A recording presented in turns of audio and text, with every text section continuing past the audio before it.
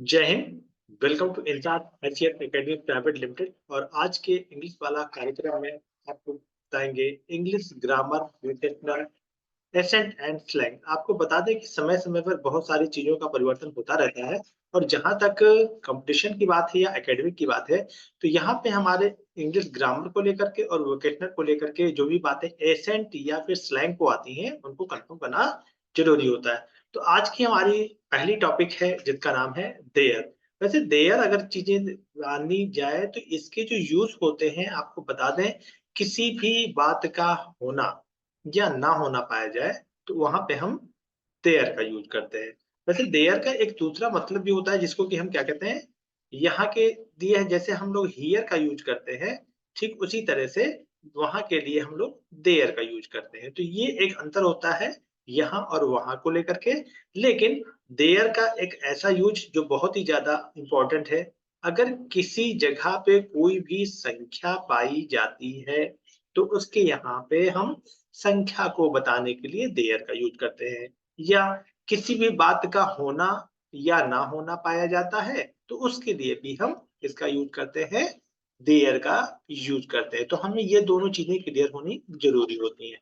तो एसेंट और स्लैंग में जो चीजें इंपॉर्टेंट होती हैं वो ये होती हैं कि हमें किसी वर्ड की जानकारी बहुत अच्छे से होनी चाहिए। और जब तक उसकी जानकारी नहीं होगी हमारे पास कंफ्यूजन ज्यादा रहेगा।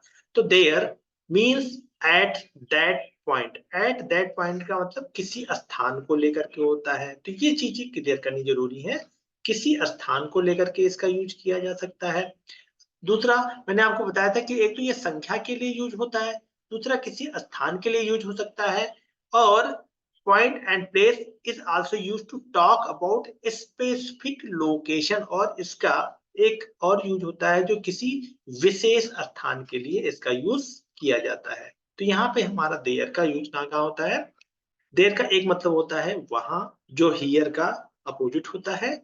इसका एक यूज होता है संख्या के लिए। दूसरा यूज होता है किसी बात का होना या ना होना। जैसे किसी समय एक राजा था तो देयर वाज ए किंग, मतलब वो राजा था या नहीं था इसकी कोई गारंटी नहीं होती है, लेकिन एक राजा था तो उस एक राजा को बताने के लिए देयर का यूज किया जाता है। किसी बात का होना या ना होना होता है तो उसके लिए भी देयर का यूज करते हैं। किसी स्थान के लिए यूज कर सकते हैं, एट दैट पॉइंट किसी भी बिंदु को बताने के लिए कर सकते हैं, किसी स्थान के लिए कर सकते हैं। और स्पेसिफिक लोकेशन के लिए किया जाता है। सेकंड वर्ड इसी से रिलेटेड आता है हमारा देयर का, THEIR। Their is the possessive form of the third person plural pronoun दे।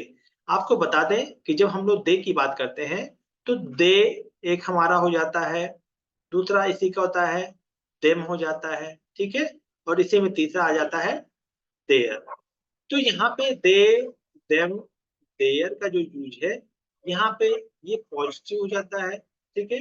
मतलब कि हमारे इस फॉर्म को जानने के लिए जरूरी ये होता है कि हमारा जो ये थर्ड पर्सन है, प्रोनाउन में जब हम लोग जाएंगे, जब कभी हम प्रोनाउन पढ़ेंगे तो प्रोनाउन में ये थर्ड पर्सन आता है। वैसे आप लोगों ने कहीं भी देखा होगा एक आई का यूज होता है, वी का यूज होता है, यू का होता है। तो आई और वी होता है फर्स्ट फॉर्म, यू होता है सेकंड। फर्स्ट फॉर्म का मतलब फर्स्ट पर्सन, आई ओ वी फर्स्ट पर्सन हो गया, यू हमारा सेकंड पर्सन हो गया। और इसी में जब हम लोग ही, सी, इट, जैसे हमारा ही आ जाएगा, इसी में सी आ जाएगा, इसी में हमारा इट आ जाता है, इसी में हमारा दे आ जाता है। तो दे क्या होता है, हमारा पॉजेसिव फॉर्म होता है। और ये दे का थर्ड पर्सन कहलाता है और इसी वजह से इसको हम पॉजेसिव फॉर्म में यूज करते हैं। तो यहाँ पे हमारा ये हो जाता है नॉमिनेटिव, ये हो जाता है ऑब्जेक्टिव, और ये हो जाता है हमारा पॉजेसिव।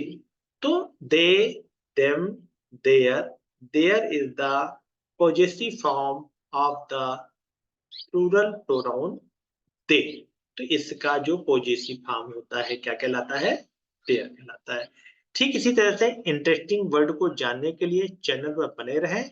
और English grammar, vocational, accent and slang की तरफ से मिलते हैं नेक्स्ट सेगमेंट में नए तथ्य और नए विश्लेषणों के साथ। तब तक के लिए इजाजत, ICF एकेडमी प्राइवेट लिमिटेड की तरफ से। जय हिंद, जय भारत।